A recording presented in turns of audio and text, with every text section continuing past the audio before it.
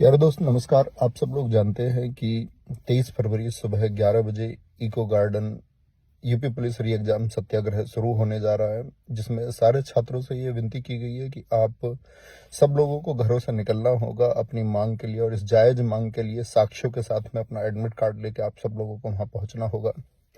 क्योंकि दोस्त, अगर आप सोचेंगे ना घर बैठ के कि घर बैठ के हमारा सॉल्यूशन हो जाएगा, देखो अपनी मांग आपको उठानी पड़ेगी। क्योंकि इस मुहिम को चलाने वाले ज्यादातर लोग घर से बेघर ही हैं, कोई घर नहीं है। आप लोगों को भी घर से निकलना होगा, और जो मानसिक कष्ट आप सब लोगों ने झेला है, अथक परिश्रम के बाद भी आप सब लोगों को जो देखने को मिला है, जो आप लोगों को इस परीक्षा में धांधली देखने को मिली है, और इतनी स्पष्ट धांधली देखने को मिली है। बहुत सारे लोग कह रहे हैं कि जिस टेलीग्राम चैनल पर पड़ा हुआ था उस पर इतने हजार लोगों ने देखा। इस बात की क्या गारंटी है कि कितने हजार लोगों तक वो शेयर होकर पहुंचा होगा, या कितने लाखों तक वो शेयर होकर पहुंचा होगा। दोस्त, आपकी आवाज को कभी भी मैं ये भी देख पा रहा हूं, कुछ लोग उसमें बोल रहे हैं कि मतलब उसके कुछ पक्ष बता रहे हैं। मैं कह रहा हूं कि ये वो सब लोग हैं जो पेपर पा गए हैं, और जिनको पेपर मिल गया और जिनका अच्छा स्कोर एग्जाम में हो गया है, वो कभी नहीं चाहेंगे कि ये परीक्षा दोबारा हो।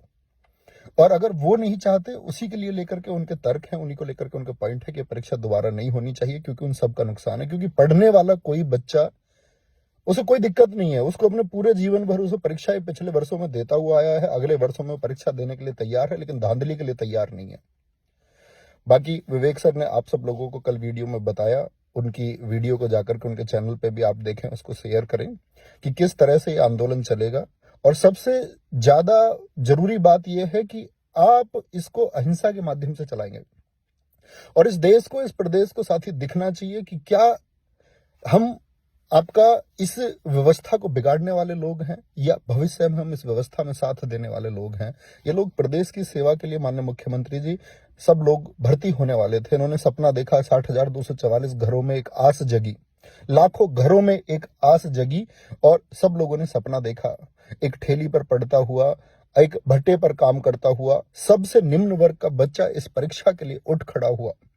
एक बच्चे से जब मेरी बात हुई इस परीक्षा की तैयारी के दौरान, तो उसने बताया कि हमारे पिता को किन हालातों में इस पृथ्वी से जाना पड़ा, और 3 भाई बहनों खर्चा उनकी बुआ उनको 2,000 रुपए देती है, इससे उनका घर भी चलता है, उनकी पढ़ाई भी चलती है।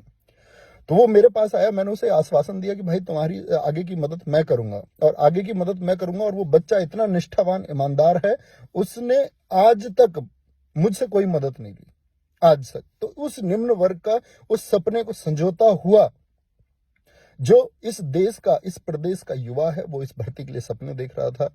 और स्पष्ट साफ है आपका, सब वहां पर एकदम से, ये मतलब थोड़ी भी गुंजाइश नहीं है कि कोई आदमी उस पर विचार करे कि धांधली हुई है या नहीं हुई है। एक स्पष्ट धांधली हुई है, और उसी छात्रों की मांग को लेकर के आपका यूपी री एग्जाम सत्याग्रह 23 फरवरी सुबह 11 बजे इको गार्डन।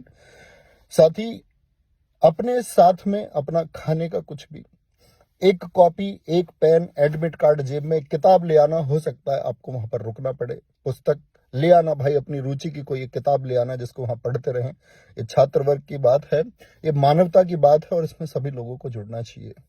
क्योंकि भाई सब झेल लेंगे, सबके परिवारों को क्या मानसिक कष्ट इस समय दिया जा रहा है, आपके, हमारे। क्योंकि मैं ये मानता हूं कि हम लोग इसको झेल लेंगे जैसे भी होगा, लेकिन आपको जो मानसिक कष्ट पहुंचेगा, और पूरे जीवन जो पहुंचेगा, पूरे जीवन जो उस अवसर जो मिला था अपने जीवन को बेहतर करने का, अगर वो हाथ से चला गया तो वो फिर कभी लौट कर नहीं आने वाला है। तो दोस्त, एक ही मांग, और बहुत ही व्यवस्थित ढंग से, कि कोई इस पर प्रश्न चिन्ह लगा पाए, और ये प्रदेश याद रखे कि क्या इतना व्यवस्थित भी कोई आंदोलन हो सकता है। और इतिहास याद रखेगा इस आंदोलन को। साथ ही आप पहुंचेंगे 23 तारीख को। और इसके बाद मैं आपको बताऊं कि मेरे इंस्टाग्राम पर, क्योंकि दोस्त और बाकी चैनल पर वीडियो नहीं आ सकती है, चैनल का एक्सेस हमारे पास नहीं है, ठीक है। वो वीडियोस वेरीफाई हो रही हैं कि कौन सी वीडियोस पे जाएगी या नहीं जाएगी, वो एडमिनिस्ट्रेशन के मतलब परमिशन के बाद ही वहां चीजें जा रही हैं। और इसके बाद भी हो सकता है मेरी तरफ से आपको यहाँ मैसेज मिले कि भाई इस आंदोलन में मैं साथ नहीं हूं, या किसी भी तरह का, तो आप उस मैसेज को झूठ मानना। और मतलब मेरी तरफ से कुछ भी ऐसी चीज आई जो आपको लगे नेगेटिव है यहाँ पर आपके इस आंदोलन को लेकर के, आपसे खराज जाना, आप मान जाना, आपके भाई के शब्द वो नहीं है। तो दोस्त, पहुंचेंगे 23 तारीख सुबह 11 बजे इको गार्डन।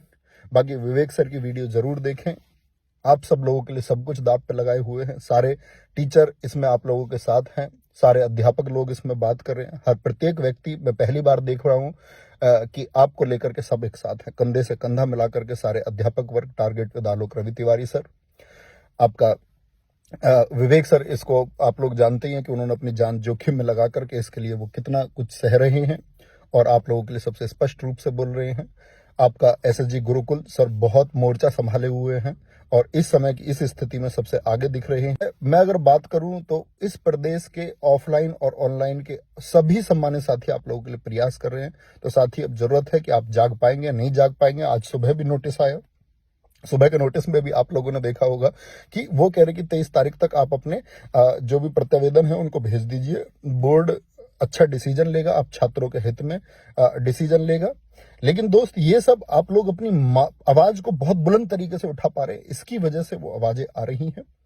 तो आप सब लोगों को आवाज इस तरह से उठाए रखनी है, क्योंकि वो बहुत सारे प्रयास होंगे कि आपकी आवाज को धीमा कर दिया जाए, आपकी आवाज को दमन कर दिया जाए। लेकिन इतनी एक व्यवस्थित मांग होनी चाहिए, इतने हिंसात्मक रूप से होनी चाहिए, क्योंकि दोस्त इसमें संवेदनाएं हैं, भावनाएं। और मैं प्रशासन से भी ये गुजारिश करूंगा कि पुलिस प्रशासन भी समझे कि आपके बच्चे हैं। आप जब सब भर्ती हुए होंगे तो आपके सपने रहे होंगे कुछ, और अगर आपके सपने को कुचला जाता या कुचल दिया जाता तो आप इस समय यहाँ वर्दी में नहीं होते।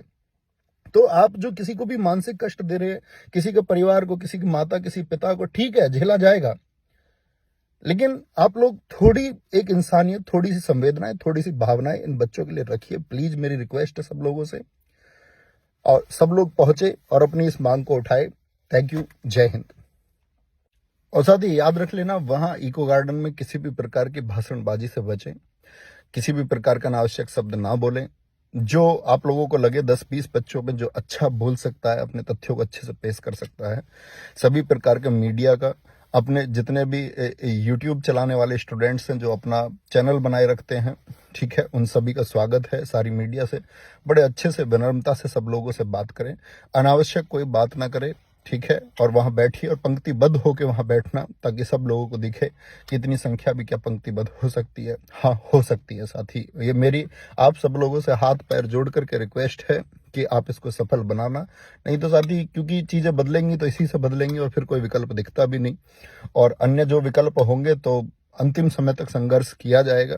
हर अंतिम विचार पर सारे अध्यापक गण सहयोग करेंगे आप सब लोगों के लिए। जब तक ये जंग रहेगी, जब तक ये संघर्ष रहेगा, जब तक ये मांग रहेगी, तब तक इसको चलाया जाता रहेगा। लेकिन आप एक व्यवस्थित तरीके से अपनी बात को वहां पर पुट करें और मतलब अनावश्यक किसी शोर से बचे।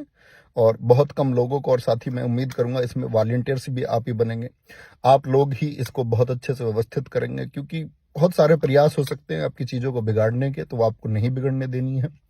कौन अध्यापक गिरफ्तार होंगे, कौन गिरफ्तार हुए हैं, भविष्य में बहुत सारी ऐसी चीजें सामने को आएंगी आपको देखने को। लेकिन याद रख लेना कि आंदोलन को आप लोग चलाए रखेंगे, और जो लोग आप लोगों को लगे कि सबसे व्यवस्थित लोग हैं, उनको स्वयं ही आप आगे करेंगे और खुद से आगे पहुंचने का मौका देंगे और इस मुहिम को आगे बढ़ाते रहेंगे। थैंक यू, नमस्ते।